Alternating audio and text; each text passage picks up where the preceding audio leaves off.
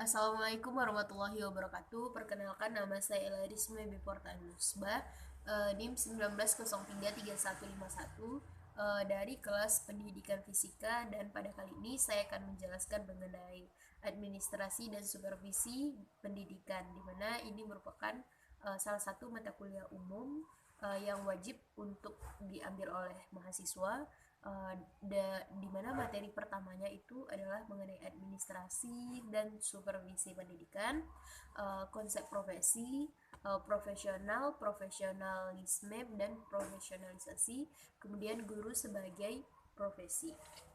Pertama, mengenai administrasi pendidikan, administrasi pendidikan merupakan sistem pendidikan di sekolah yang bertujuan menunjang pencapaian tujuan pendidikan secara efektif dan efisien. Kemudian supervisi pendidikan.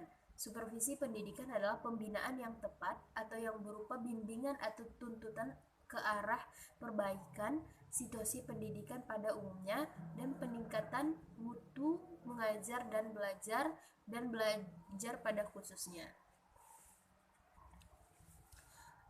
Tujuan dari administrasi pendidikan menurut Syaiful Sagala yaitu dengan menyediakan dasar konseptual dengan mendefinisikan administrasi dengan mengimplementasikannya dalam kegiatan pendidikan atau untuk membentuk pemahaman dan memiliki keterampilan dalam bidang administrasi pendidikan.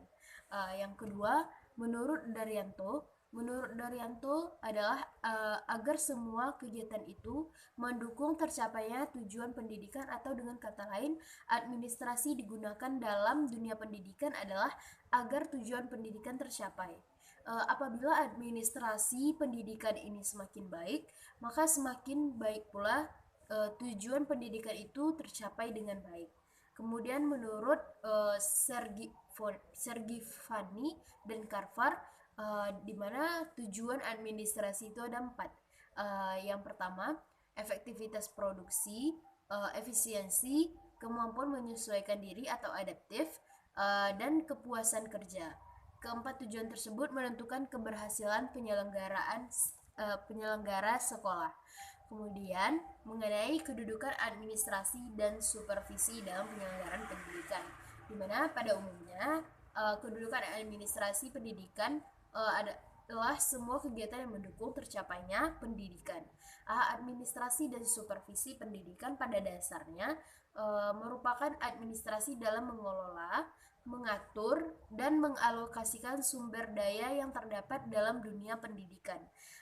Fungsi administrasi pendidikan merupakan alat untuk menyatukan dan menyelaraskan peranan seluruh sumber daya yang memiliki daya guna tercapainya tujuan pendidikan dalam suatu konteks sosial tertentu. Nah, hal ini berarti bahwa bidang-bidang yang dikelola mempunyai kekhususan yang berbeda dari manajemen bidang lain. Selanjutnya mengenai konsep profesi. Istilah profesi merujuk pada suatu pekerjaan atau jabatan yang menuntut keahlian, tanggung jawab, dan kesetiaan terhadap pekerjaan tersebut. Secara teori, suatu profesi tidak dapat dilakukan oleh sembarang orang yang tidak dilatih dan dididik atau disiapkan untuk menekuni bidang pekerjaan tersebut. Nah, suatu profesi erat kaitannya dengan jabatan atau pekerjaan. Dalam pengertian profesi, tersirat adanya suatu keharusan, kompetensi agar profesi itu berfungsi dengan sebaik-baiknya. Kompetensi sangat diperlukan untuk melaksanakan fungsi dari profesi.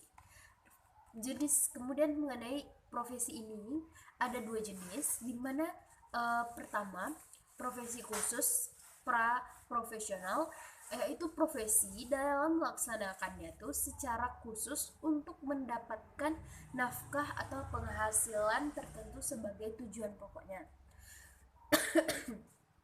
Yang kedua, yaitu profesi luhur para profesional, di mana profesi ini dilaksanakan atau dalam pelaksanaannya tidak lagi untuk mendapatkan nafkah sebagai tujuan pokoknya, tetapi sudah merupakan dedikasi atau sebagai jiwa pengabdiannya semata-mata. Nah, ciri-ciri pelaku profesi yang pertama adanya pengetahuan khusus, kemudian adanya kaidah dan standar moral yang tinggi, selanjutnya mengabdi pada kepentingan masyarakat, ada izin khusus untuk menjalankan suatu profesi, selanjutnya kaum profesional biasanya menjadi anggota dari suatu profesi. Kemudian mengenai profesionalisme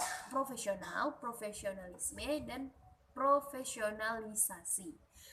Pertama, profesional. Profesional adalah seseorang yang ahli dalam profesinya, yaitu ditandai dengan adanya kepandaian khusus, memiliki sikap disiplin dan kerja keras serta tekun dalam menjalankannya sebagai mata pencarian. Salah satu contoh profesional yaitu karyawan yang digaji dan melaksanakan tugas sesuai dengan petunjuk petunjuk teknis yang dibebankan kepadanya. Kemudian ada 3 hal pokok yang harus ada pada seorang profesional, yaitu pertama adalah skill, di mana seorang profesional pasti memiliki skill yang sesuai dengan bidangnya, atau skill ini adalah orang tersebut harus benar-benar ahli di bidangnya.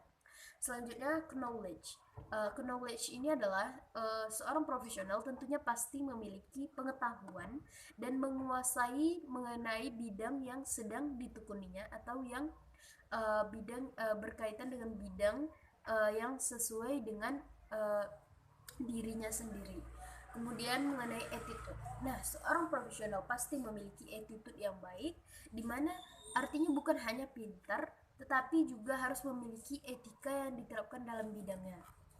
Selanjutnya mengenai profesionalisme, di mana profesionalisme ini menurut Oni Esprijono adalah kemampuan untuk memasuki ajang kompetensi sebagai antisipasi menghadapi globalisasi.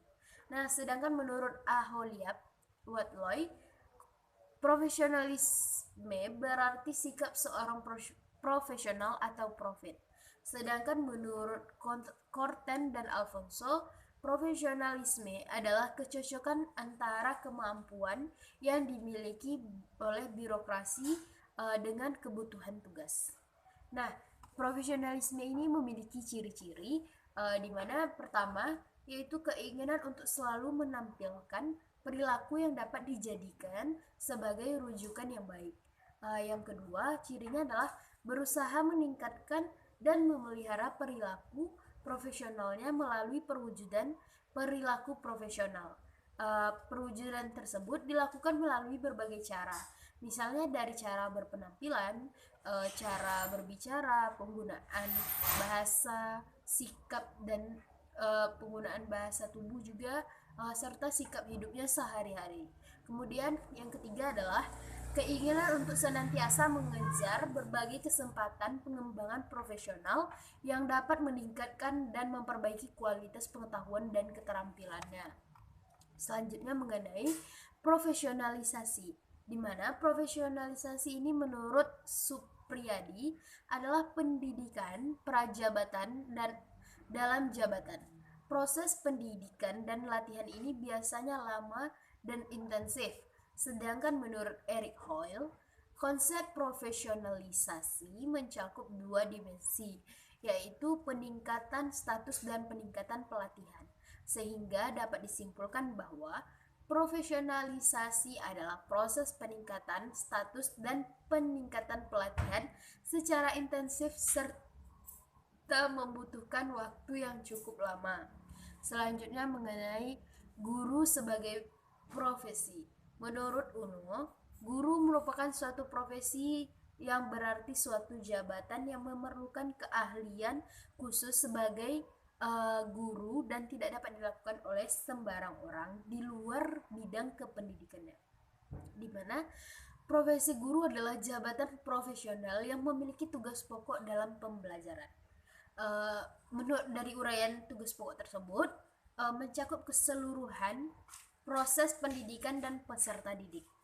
Tugas pokok itu dapat dilaksanakan secara profesional bila persyaratan profesional yang ditetapkan terpenuhi.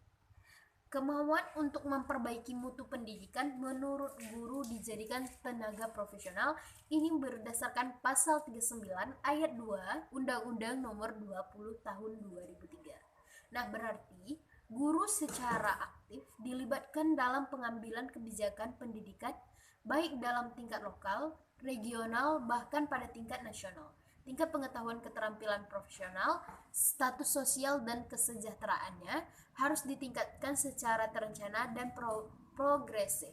Guru memainkan peranan penting bagi jalannya proses pendidikan yang bermutu. Mungkin hanya sekian yang dapat saya sampaikan. Apabila ada kesalahan, salah kata, saya mohon maaf. Saya akhiri dengan Assalamualaikum warahmatullahi wabarakatuh.